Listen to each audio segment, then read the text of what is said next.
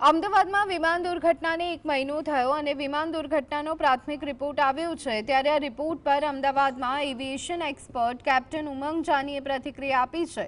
તેઓએ કહ્યું છે કે દુર્ઘટનાગ્રસ્ત સમયે ફ્લાઇટની ફ્યુઅલ સ્વિચ ઓન હોવાનો ઉલ્લેખ છે। ફ્યુઅલની સ્વિચ કેવી રીતે બંધ થઈ અને ફરી શરૂ થઈ એ તપાસનો વિષય છે અને આ તો હજુ પ્રાથમિક રિપોર્ટ છે ત્યારે વિસ્તૃત તપાસ બાદ સાચી હકીકત સામે આવી શકે છે। તેમણે કહ્યું કે રિપોર્ટમાં ફ્લાઇટના 49 કલાકનો તમામ ડેટા રેકોર્ડ થયેલો હોવાનો ઉલ્લેખ છે અને કોકપિટમાં 2 કલાકની વાતચીતનો પણ રેકોર્ડ હોવાનો ઉલ્લેખ છે। 12 જૂન 2025 એટલે ગુજરાતવાસીઓ માટે એક ગોજારો દિવસ સાબિત થઈ રહ્યો હતો। ગોજારો દિવસ એટલા માટે કે અમદાવાદથી લંડન જઈ રહેલ AI-171ની જે પ્લેન ક્રેશની દુર્ઘટના છે તે સામે આવી હતી। પ્રાથમિક રિપોર્ટ છે તે આવી ચૂક્યો છે। મારા સહયોગી જે જીવા ભરવાડ છે તેમને કહીશ કે તે દ્રશ્યો બતાવવાની કોશિશ કરીને આપણે જે પ્લેનનું બોઈંગ છે ને કોપ્ટિકનો જે ભાગ કહેવાતો હોય છે તે જગ્યા ઉપર ઉપસ્થિત છીએ અને જીએસટીવીની સ્ક્રીન ઉપર જે દ્રશ્યો નજરે પડી રહ્યા છે કે પ્લેનની અંદર જે પ્રકારની સિસ્ટમ હોય છે તે નજરે પડી રહી છે। કેપ્ટન ઉમંગ જાની છે તેમની સાથે વાત કરીશું। સર, જે પ્લેન ક્રેશની દુર્ઘટના સામે આવી અને તે દ્રશ્યો આપે પણ જોયા હશે ને દેશવાસીઓએ પણ જોયા હતા, પરંતુ તે દ્રશ્યો હતા તે તમામ લોકોના રૂવાટા ઊભા કરી દે તેવા હતા।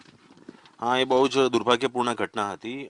ટેક ઓફ થયા પછી એટલે આવું કદાચ એવિએશન ઇન્ડસ્ટ્રીમાં, એવિએશનની હિસ્ટ્રીમાં આ કદાચ પહેલી એવી દુર્ઘટના હશે કે જેમાં ટેક ઓફ થતાની સાથે જ આ પ્રકારનું બંને એન્જિન ફેલ થઈ જવા અને it lead to crash at આટલા એક્સટેન્ડ લેવલ ઉપર અને આટલી બધી એક ઘણી દુઃખદ અને બહુ દુર્ભાગ્યપૂર્ણ ઘટના છે। પણ ટેક ઓફ થતાની સાથે જે ફ્યુઅલ કટ ઓફ વાલ્વનો એમાં જે ઉલ્લેખ કરેલો છે કે વિમાનના બંને એન્જિનો ફેલ થયા અને બંને એન્જિન ત્યારે જ ફેલ એકસાથે થાય જ્યારે બંને એન્જિનને એકસાથે ફ્યુઅલનો પુરવઠો મળતો બંધ થઈ જાય। એટલે એ પણ જે પ્રાથમિક રિપોર્ટમાં બહુ જ ક્લિયરલી મેન્શન કરેલું છે કે આ ફ્યુઅલમાં કટ ઓફ થવાને કારણે આ દુર્ઘટના થઈ છે। એમાં બોથ એન્જિન ફેલિયરનું બહુ ક્લિયર ઇન્ડિકેશન છે, જેમ કે રેમ એર ટર્બાઇન બહાર નીકળવું એ સીધું ઇન્ડિકેશન છે। વિમાનનું નીચે તરફ ડિસેન્ડ કરી જવું એ બિલકુલ સીધું ઇન્ડિકેશન છે કે વિમાનના બંને એન્જિન ફેલ થઈ ચૂક્યા હતા। જીએસટીવીના દર્શકો છે તેમને સિસ્ટમથી સમજાવવું હોય, સરળ ભાષામાં સમજાવવું હોય તો કેવી રીતે સમજાવી શકાશે? કારણ કે જે ફ્યુલ કટઅપ થવું, સ્વિચ ઓન હતી, ઓફ થઈ, ત્યારબાદ ફરીથી ઓન આવી છે, તે તમામ દર્શકો સુધી વાત પહોંચાડવી હોય તો કેવી રીતે બતાવી શકાશે સર? વચ્ચેનો જે ભાગ છે, આ જેને આપણે થ્રોટલ ક્વોડ્રન્ટ કહેતા હોઈએ છીએ, એ થ્રોટલના નીચેના ભાગમાં આ જગ્યાએ ફ્યુઅલ કટ ઓફ સ્વિચ આપેલી હોય છે। જો કે આનો જે શેપ છે એને બોઈંગ 787 ડ્રીમલાઇનરને જે ફ્યુઅલ કટ ઓફ સ્વિચ છે એનો જે શેપ છે એ અલગ છે, એટલે પણ એનું જે મુખ્ય રીતે જે ઓપરેશન છે એ સેમ છે।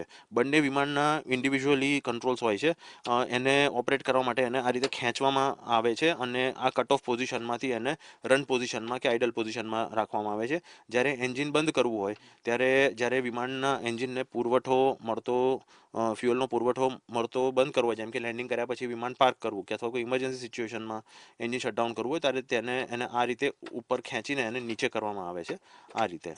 જી, તો જે પ્રમાણે જે કોકપિટ છે તેમાંથી બંને પાયલોટના એક વોઇસ પણ સામે આવે છે, તેની અંદર કહેવામાં આવી રહ્યું છે કે તમે કેમ એન્જિન બંધ કર્યું? તે પ્રકારના જે સૂચનો છે તે આપ કઈ રીતે જોઈ રહ્યા છો?